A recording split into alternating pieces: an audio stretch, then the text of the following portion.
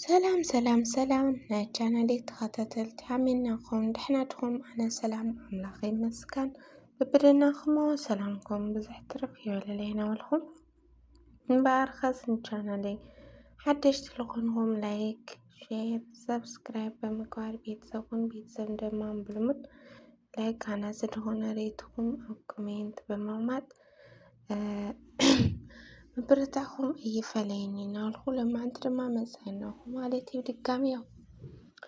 ብናዞም ተኣምረኛታት ዝኾኑ ቆልዑ ማለት እና ሎማዓንትስ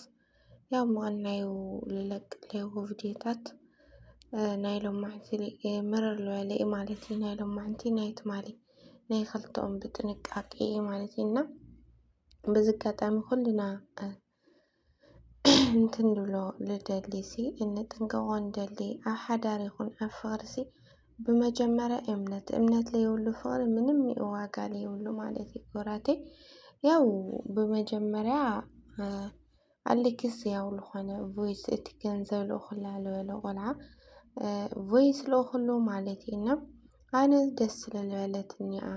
ልለኣኹላ ንምንታይ ኢኻ ተጨናንቃ ለይትገድፋ ገለ ሪከርድ ይሰዱልና በዚ ኣጋጣሚ ያው ሓደ ፀላኢ ኮይኑ እንትመፀካለሲ ንምንታይ ኢኻ ቦታ ትህቦ ክፍተት ትህቦ ክብል ልደለኹ ለማዓንቲ ማለት እዩ ኣነ ኣብዚ ኩልና ንጥንቀቆ ዝግበአና ፀላኢ ክመፅእ ከሎሲ ዝኾነ ነገር በቃ ሽኳ እንደዚ ከቢድ ነገር ይኹን ቀሊል ነገር ለሲ ቀሊል ነገር ለስ ቦታስ ንምንታይ የነ ቦታ ንሆን ፀላኢ በቃ ፀላኢሲ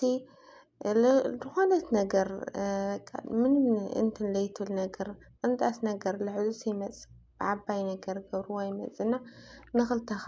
እዚኦም ብዙሕ ዓመታት ዝሃነፅዎ ፍቕሪ ሓዳር ያው ከምዚ ትርኢ ኣለኹም ማለት እዩ እና በዚ ኣጋጣሚ ያው ኣነ እንደይ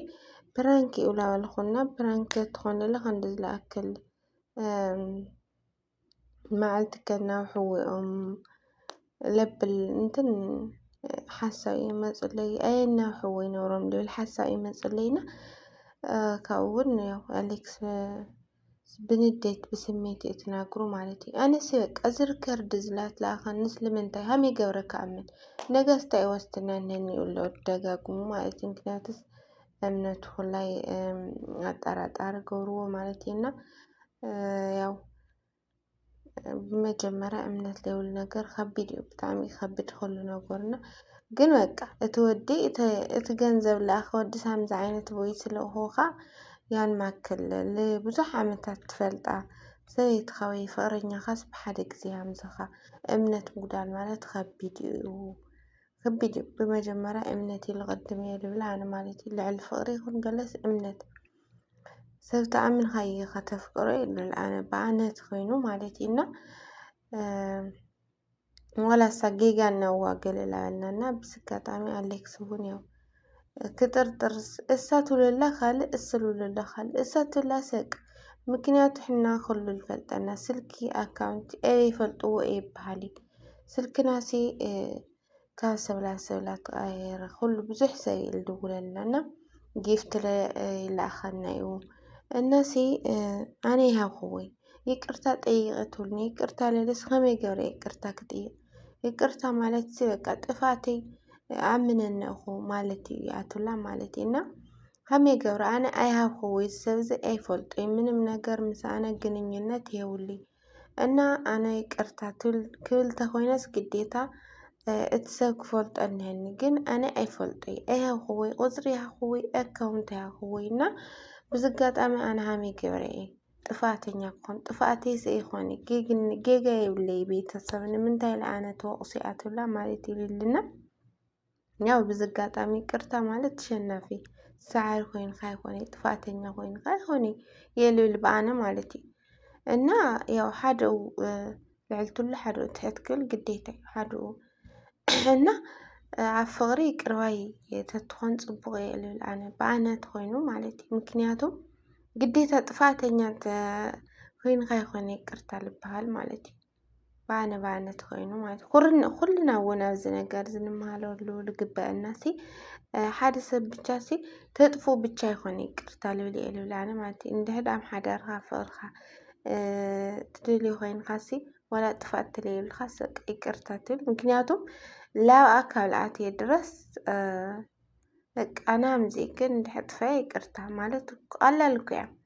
እና ቀላል ይነብሩ ዝነገር እዚ ብዝጋጠሚ ላብ ከቢድ ነገር ካብ ደሞ ዳም ቀሊል ይነብሩ የልብል ባነት ኮይኑ ማለት እና ጥፋት እሳትሎላ ከዚ በቃ ጥፋት ስለሌለ ይቅርታ ይብሊ ንምንታይ ይቅርታ ክብሎ ያቱላ ማለት ቤተሰብ ያው ቤተሰብ ለአኔ ትውቀስኒ አብዛኛው ኮሜንታት ሲ ለአኔ ልወቅስ እዩ ንምንታይ ባዕልኸ ክስኺ ክገገኛ ይቅርታ በልዩ ትብለኹምና ውሽጠይ ኣይትረዳኹም ለይ ብዙሕ ነገር ነው ልሓስኽዎ ብዙሕ ነገር ነው ትጎዳእኽዎ ገለትላና ብዝጋጣሚ ያው እንድዒ ብቻ ፕራንክ ድዩ ገለ ድዩ ምንም ክርዳእና ይኽኣል ሕውስውስ ዝብልዎ ማለት ሰብ ኩሉ ተኸተልቶም ኩላይሲ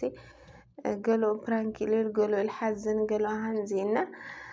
ናይ ሎማዓንቲ ብጣዕሚ እዩ ልገርም ያው ሓድሽ ኣጀንዳ እውን እዩ ዝኾነ ንኣት ፅቡቕ ዘይኮነ ቪድዮ ትልእኽነኖ እና ቅድሚት ናብ ቪድዮ ናብ ቻናል ሚድያ ምውፃኢ ልኡ ከርእዮ ደልየ ስልኪ ልዕሊ ይብልኒ ኣትላ ማለት እዩ ብዘጋጣሚ ማንኛውም ቪድዮ ክመፃለ ክኾን ክኽእል ለያድሊ ወረታት ገለ ለምስማዕ ልንሆይ ኣብ ሂወት ኣብ ከይዲ ሂወት ማለት ኢና ብዝጋጣሚ ናብ ሚድያ ምውፃለ ፅቡቕ ይኾነ የብለ ልሓስብ እዚ ግን ባዕሎም ንባዕሎም ተፈትሕዎ የልብል ኣነ ማለት እዩ ብእውነት ብቻ ግን እንታይ ሚድያ ተጠቃሚ ትኾን ለኻስ ኩሉ ነገሩ ንምንታይ ኢኻ ላብ ሚድያ ምግባይ ንፈቱስ ንምንታይ እዩ ብጣዕሚ ልገርመካ ብቻ ኣነ ግን ብእውነት እሽካብ ሕዚ ክርዳእኒ ይከኣል ማለት ፕራንክ እዩ ልብለሉ ሰዓት እንሆ ግን ለለ በቃ ስሜታዊ ኮይኖም ትናገሩ ልብሉ ዋዓታ ዝነገር ኖርማል ግዲ ገለ ልብሎ ምክንያት ነው እና ብዘጋጣሚ እንታይ ክለኩም ደልየ ናብ መጨረሻ ጥቕልል ኣቢለ ክናገሮ ልደሊሲ በቃ እቲ ጥፋተኛ ይኹንኪ ኣነ ይቅርታ ይብሊ ምክንያቱ ኣፍቲ ስለለይሃብኽዎ ኣነ እዚ ነገር ስለለየለ ኩሉ ይቅርታ ይብሊ ብልብል ኢና ብቻ ስለትጋገኻ ኣይኮነይ ጥፋተኛ ስለልኾንካ ኣይኮንካይ ይቅርታ ትብል የልብል ኣነ ማለት ይቅር በሃሊ ልቢ ሃልየና ኩላትና ካብ ድማ ፍቕርሲ ይቅር ባይ እዩ በቃ እስኻሲ ፍቕርሲ ኩሉ ነገር ፍቕሪ ደዘካና ፍቕርኻ ልፍቕርኻ ልሓዳርካ ብልካ እውን ይቅር ማለት ፅቡቕ የክለኩም ልደሊ ክብለክል ልደሊ ማለት እዩ ኣሕዋተይና ብዝጋጣሚ ናይ ልማዓንቲ ቪድዮ እዚ ይመስል ነውርና ብቐፃሊ ቪድዮ እስካብ ንራኸብ ሰሰናይ እናበልኩ እንግዲህ ነጋ ዳስሓቁ ብስሓቅ ብጨዋታ ልመፁና ይግበሮም ማለት እዩና ክብራተይ ሰሰናይ ብቐፃሊ ቪድዮ እስካብ ንራኸብ